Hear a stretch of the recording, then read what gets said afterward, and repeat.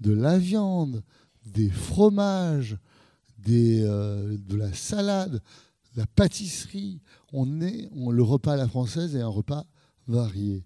Et donc, je trouve qu'il serait intéressant, notamment sur les questions autour des produits carnés, sur les questions un petit peu de structure des repas. Il serait important quand même que des voix fortes portent ce discours, parce que aujourd'hui, évidemment, c'est beaucoup plus compliqué. Le principal média, il est là. C'est ça le principal média. Ce sont les réseaux sociaux. C'est ça qui enseigne nos enfants. Peut-être que demain, les cours, c'est déjà le cas avec les... J'ai oublié le nom anglais, mais enfin, TED fait ça très bien. Il y a des cours par Internet. Et donc, évidemment, ça crée une très forte mondialisation des cultures. Et le seul moyen de nuancer, moi je ne suis pas contre la mondialisation, je pense qu'elle est inévitable. En revanche, il faut balancer, nuancer ces mouvements, et je pense qu'avoir des philosophes de renom, des gens qui ont réfléchi sur ces questions, qui expliquent que le repas à la française, la gastronomie française n'est pas le diable, ben, c'est pas mal. Hein. N'oubliez jamais que il est écrit, je ne sais plus dans quelle sagesse, on est ce qu'on mange. On est ce qu'on mange. Si on veut rester français, il faut continuer à manger français. Et bien sur ces belles paroles, je vais céder justement le micro. Alors il y a 2 micros qui vont circuler. Voilà, si vous voulez poser des questions. Alors Monsieur Cagna, ici au premier rang. Monsieur, premier rang là, juste là. Enfin, deuxième rang.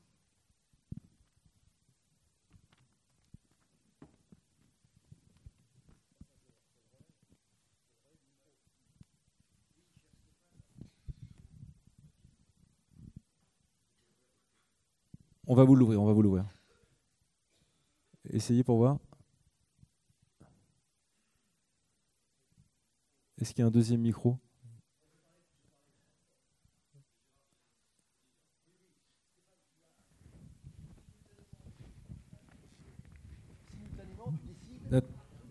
C'est bon, il marche. Oui, Stéphane. Simultanément, tu ouvres un pavillon bio qui cartonne, hein, qui a des bons retours et qui s'inscrit dans une logique d'ouverture, d'esprit, d'évolutivité, d'évolution. Et simultanément, dans ta tête, tout d'un coup, tu décides, quand le pavillon de la volaille va être mis par terre et il est mis par terre, de construire un pavillon dédié au porc. Très intriguant, très intéressant. Tu peux nous en parler un peu plus ? Oui, alors ça, c'est Gérard, je vois ton caractère malicieux dans ta question. Le cochon. Le cochon, jusqu'à preuve du contraire, c'est un produit carné qui va très bien à Rungis. Il n'y a pas de crise du cochon à Rungis. Et il y a une raison à ça, c'est que on fait du cochon de qualité. Ce que ne veulent plus les gens, je ne parle pas des consommations affinitaires que je respecte, mais ce que ne veulent plus les gens, c'est d'avoir du jambon plein d'eau, du jambon, du porc industriel. Et donc, comme j'ai vu que finalement, bon an, mal an, le pavillon du porc à Rungis, qui existait déjà, se portait bien. Et comme je sais qu'à chaque fois que j'investis de l'argent dans un secteur, il se développe, j'ai fait le pari fantastique de donner aux découpeurs de porc rungissois un nouvel outil. Et je suis sûr que ça va animer un petit peu le débat dans la gastronomie française, parce que ça permet à certaines catégories sociales d'accéder à une viande goûteuse, peu chère, pratique, intelligente et qui a une histoire dans notre gastronomie. Donc clairement, il n'y a aucune raison de laisser aux Espagnols le monopole du cochon. Oui, c'est vrai que je trouve que c'est une bonne idée parce que le cochon fait quand même partie intégrante de notre gastronomie sur la charcuterie, les saucisses, les terrines, etc. etc. Enfin, Et la charcuterie va très bien. Non, le problème, Tant c'est mieux. est-ce que les gens veulent continuer à manger du porc frais? Alors, évidemment, il y a le problème. Il y a la question de la consommation infinitaire que je respecte, et ça c'est normal. Mais en revanche, pour le reste, le cochon ne doit pas être un produit d'appel de la grande distribution, parce que c'est comme ça qu'on tue une viande. Il faut revenir chez vos bouchers. Seuls vos bouchers, vos artisans bouchers peuvent vous offrir une viande de qualité. Je n'ai rien contre la grande distribution, mais la logique n'est pas la même. Il vaut mieux manger peu, comme disait mon grand-père, peu, mais souvent. alors, on a une question sur votre droite. Bonjour. Bonjour. Tout à l'heure, vous avez affirmé que toutes les cuisines ont émergé après la cuisine française. Je voulais savoir sur quoi vous vous basiez pour affirmer cela. Merci. Alors, en fait, cette dame dit, vous avez affirmé tout à l'heure que toutes les cuisines ont émergé après la cuisine française. Et donc la question est, sur quoi est-ce que vous vous basez pour affirmer cela? Non, mais je n'ai pas dit ça. Chère madame, ce que j'ai dit, c'est que le génie français, qui était évidemment encore plus fort au XVIIIe siècle et au XIXe siècle, où c'était la plus grande puissance d'Europe, le génie français a été de codifier, de travailler sur ce qu'était la cuisine à l'époque, à une époque où les autres ne le faisaient pas. Et donc, évidemment, quand à la même période, bien sûr, le couscous existait, les tatakis existaient, tout existait. Mais simplement, si vous voulez transmettre, et en particulier transmettre un savoir, il faut le codifier et l'écrire. C'est ce qu'il y a fait, par exemple, dans un tout autre domaine. Il faut reconnaître aux Français un certain génie quand même. Dans un tout autre domaine, la danse, aujourd'hui, même la danse contemporaine, a été codifiée par Marius Petipa. Et nous, Antonin Carême, Escoffier et Brillat-Savarin, et j'en ai oublié un quatrième, ont un rôle extraordinaire pour ça. Donc je ne dis pas du tout, c'est même le contraire. Est-ce que vous avez vu ce film avec Fernandel? Et si vous ne l'avez pas vu, il faut que vous alliez le voir. C'est François Ier. Vous avez déjà vu François Ier? Oui, je l'ai déjà Et alors vu. qu'est-ce qu'il fait? Il tombe à l'époque de François Ier, puis il est avec un dictionnaire, et puis à un moment donné, le roi lui dit, mais comment on fait de la mortadelle? Parce qu'il avait été guerroyé en Italie et il avait découvert la mortadelle. Et donc, qu'est-ce que fait Fernandel? Il se précipite sur son Larousse et il regarde mortadelle, charcuterie, composée, etc. Et donc, vous voyez que écrire, ça précède l'essence. Je pense qu'il faut voyager un peu plus. Merci. Je vous en prie. Alors, je crois qu'on a une autre question ici. Bonjour, j'ai deux questions. Parlez dans votre micro, s'il vous plaît. Oui, vous Je m'entendez? suis totalement sourd. D'accord, alors je vais parler dans le micro. Quels sont les critères de qualité et avez-vous des critères de qualité au sein de Rungis? Et ma deuxième question est quelle est la proportion de produits industriels à Rungis à l'inverse, et quelle est la proportion de produits artisanaux? Avez-vous une idée de cela? Alors, c'est une très bonne question et je vais y répondre de façon qui ne va pas vous satisfaire, mais je vais vous dire. La preuve qu'on fait de la qualité, c'est une preuve par neuf totale, c'est qu'on a une croissance du chiffre d'affaires qui est exceptionnelle en période de crise depuis 4 ans, depuis 5 ans. Et donc, je suppose que les gens ne continueraient pas à nous acheter, alors que nous ne servons pas la grande distribution, mais on sert le petit commerce, les restaurateurs et les marchés de plein vent. Alors, par ailleurs, on a un label qui nous est réclamé par tous nos clients.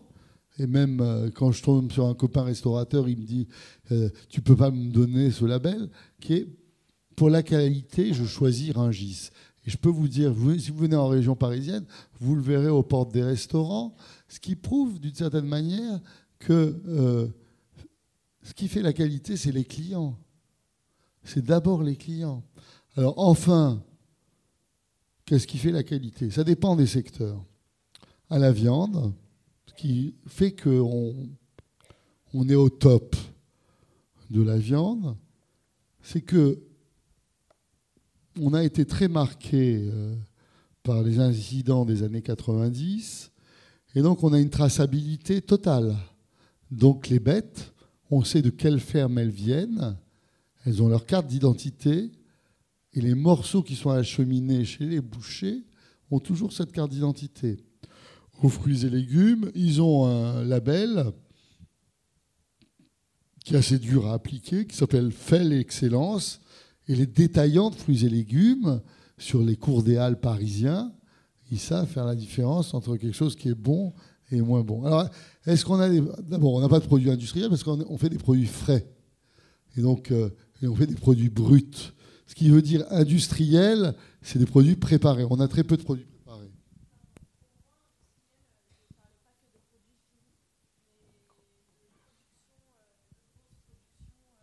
Intensive et pas forcément produits finis, produits. Est-ce que. Je vous l'ai dit, je vous réponds moi, très simplement. Nous, on fait 2,8 millions de tonnes par an et on s'adresse à tous. On s'adresse à tous les milieux sociaux, à toutes les tables, et donc il en faut pour tous les prix et tous les goûts. Mais globalement, on est plutôt vers le haut de gamme, pour une raison d'ailleurs qui est un peu, je dirais, inégalitaire, c'est que la région parisienne, qui est mon principal vivier, est une région riche, où le pouvoir d'achat est supérieur au reste de la France. C'est aussi une des raisons du succès du port du cochon à Rungis. Non, on est plutôt, franchement, on n'est pas... Ça dépend les gammes de produits. Vous savez, on a plus de, tenez-vous bien, 800 000 références. Plus grand marché du monde. Donc, on a toutes sortes de produits. Vous arriverez toujours à me prendre en défaut sur telle clémentine, tel avocat, etc. Et je vous dis oui, pas de problème, puisque j'ai tout. Mais si on veut trouver de la qualité à Rungis, c'est facile. Est-ce qu'il y a d'autres questions? Alors, là-haut, s'il vous plaît, on va vous amener un micro. D'ailleurs, en fait, mon grand concurrent, ce sont les centrales d'achat de la grande distribution. Ça n'est pas, contrairement à ce que les gens disent souvent, c'est pas Métro. Mon grand concurrent, ce sont les centrales d'achat de la grande distribution qui achètent. Alors là, pour le coup, le critère important est le prix. Moi, le critère important est la qualité. Et donc, je pense qu'aujourd'hui, il n'y a que la qualité qui peut vous différencier. Alors aujourd'hui, justement, les supermarchés reviennent sur Rungis parce qu'ils se disent, pour avoir des fruits et légumes de qualité, surtout qu'ils sont en train de réinvestir les centres-villes, peut-être qu'à Rungis, on est sûr d'avoir des choses qui soient à peu près correctes. Monsieur, quelle est votre question? Bonjour à tous. Nous sommes étudiants à l'IUT de Tours-Nord. Nous suivons un module création d'entreprise. Et nous souhaitons commercialiser de la poudre d'insectes. Donc pour vous, quelle est la place des insectes dans la gastronomie française? Je dois en acheter plusieurs tonnes. Je vends tout. Ce qu'il faut bien voir, c'est que vous ne vous rendez pas compte. Si vous venez à Rungis, c'est 250 hectares, plus grand que Monaco, avec tous les produits. Donc, excusez-moi, je vous coupe. Est-ce que vous pouvez répondre à cette question? Sa question, c'est que... Quelle est la part des insectes dans la gastronomie française? J'en sais rien. Je la vends, moi. Non, mais alors, je vais vous répondre par une boutade.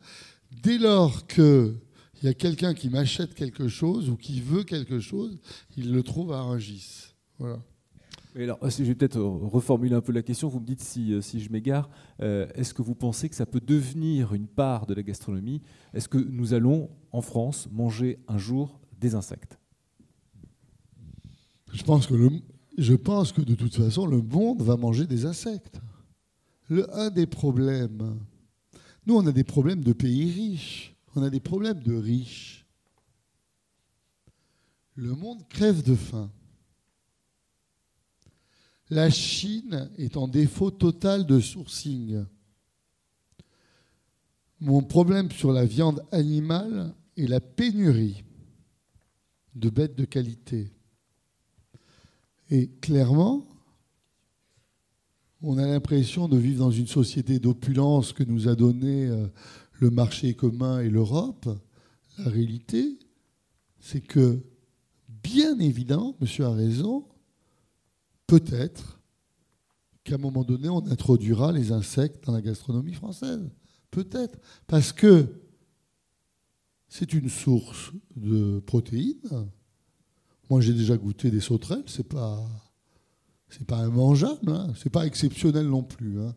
Et sincèrement, bien évidemment, comme on a une gastronomie qui a plutôt tendance à absorber et à se nourrir des autres gastronomies mondiales, hein, depuis le tourne-dos Rossini en passant par le bœuf stroganoff, pour répondre à madame.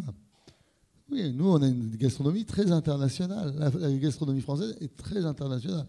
Et donc, comme on est comme ça, eh bien, un jour, peut-être qu'il y aura une entrée à base de scarabée.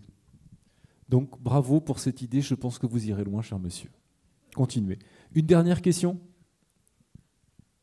Ou pas? Ah, pardon, monsieur. Alors, ce sera la dernière question. Voilà. Alors, dans la notion de top, il y a une notion d'élévation. Donc, il y a une grande diversité. On a des sommets, des collines, le moyen de gamme, souvent aussi une cuisine de morne plaine. Et il y a aussi des abysses. Et il y en a un qui m'est très à cœur, un espace que nous sommes tous, un jour ou l'autre, amenés à fréquenter, l'hôpital. La cuisine hospitalière, à de rares exceptions près, c'est un désastre, une bérésina. On se demande même si on peut parler encore de cuisine, c'est du nourrissage à la limite de la maltraitance.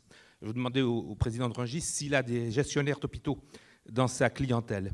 Au lieu d'être une punition, le repas à l'hôpital devrait être une contribution à la restauration de la santé. Et là, je fais référence à l'étymologie du mot restaurant. C'est un bouillon qui devait fortifier ceux qui le consommaient, les malades, les femmes en couche.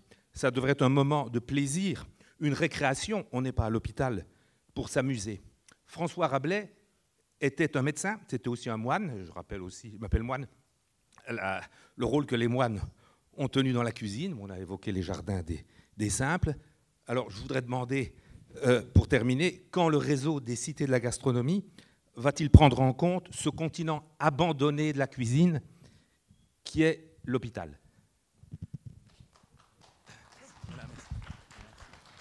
Monsieur Moine, c'est pas une question, c'est une observation. Et je suis pas loin de partager ce que vous dites. On vend beaucoup à la restauration collective. Il faut que les élus et les directeurs d'hôpitaux prennent ce sujet en main. Bien sûr, les cités de la gastronomie pourraient y réfléchir, mais clairement, c'est un sujet très très complexe. Hein. Très complexe parce que ce sont les intendants des hôpitaux qui achètent, qui font les menus et qui le font en fonction de ressources qui sont malheureusement limitées. Ils font déjà des miracles. Moi, j'ai beaucoup d'admiration pour le monde hospitalier. Ils font des miracles avec nos patients. Il y a des aides-soignants qui se défoncent tous les jours dans des conditions extraordinaires pour les gens. Et clairement, vous parlez d'or, mais à ma modeste échelle, je n'ai pas la réponse. Ce que je vois, c'est que de plus en plus, les élus se préoccupent d'un pourcentage d'alimentation bio dans les menus des cantines scolaires et dans les menus des hôpitaux. Je crois que la balle, une fois de plus, est dans le camp des élus sur ces sujets. Donc, bien sûr, on ne peut rien faire sans les élus là-dessus. Moi, je partage votre préoccupation. Je trouve que mon papa est dans un hôpital là en ce moment, parce qu'il est très vieux, et c'est pas toujours génial. Stéphane Nayani, merci. Merci d'avoir passé ce temps avec nous. Merci de votre attention. On peut l'applaudir.